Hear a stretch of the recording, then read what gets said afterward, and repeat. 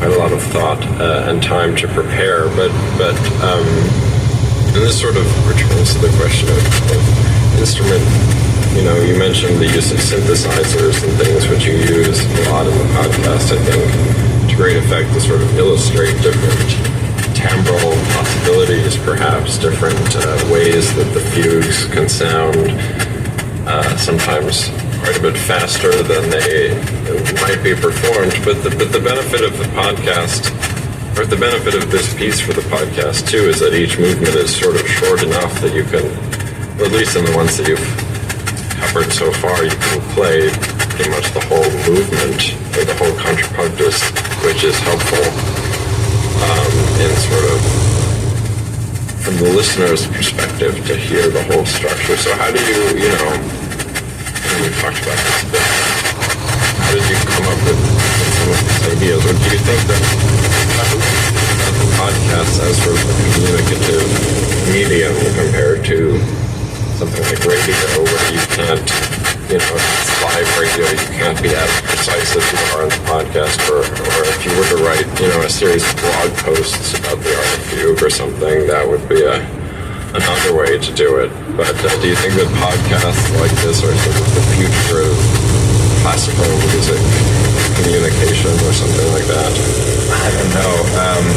I don't know if I ever gave a thought to where podcasts belong with classical music education. I mean, I always wanted to be a radio host. I have to admit, I tried to be a radio host many years ago. I tried to have a podcast when I was like 18 or 19 years old. I had it for a few episodes, but no, I like the audio-only aspect of it. I like the fact that someone could put the earphones in and do the dishes while listening to me explain the art of fugue.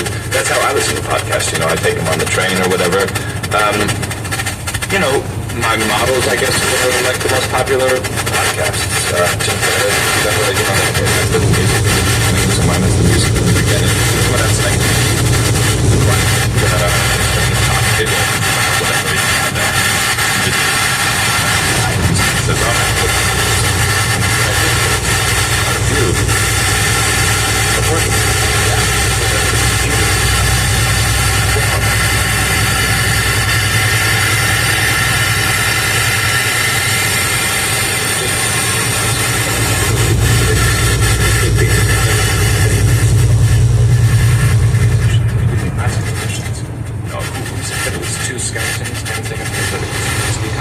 Adrian Bolt or something.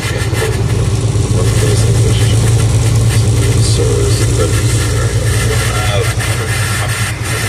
Harpsichordist, and he explained the phenomenon. He said that the reason why people don't like the harpsichord is because it presents a double information of the attack and the release of the note being announced. And this is maybe jarring for people.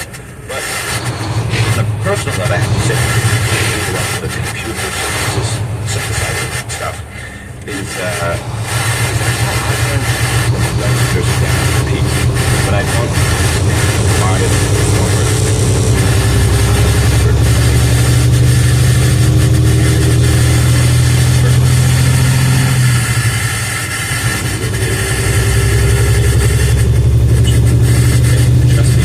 Better than a computer. So, if I'm having trouble understanding a certain passage of any piece by Bach, I'll just put it in raw computer data and just let me hear this. And then someone like Robert Hill, I heard him, I laughed because I just didn't understand at all what was going on.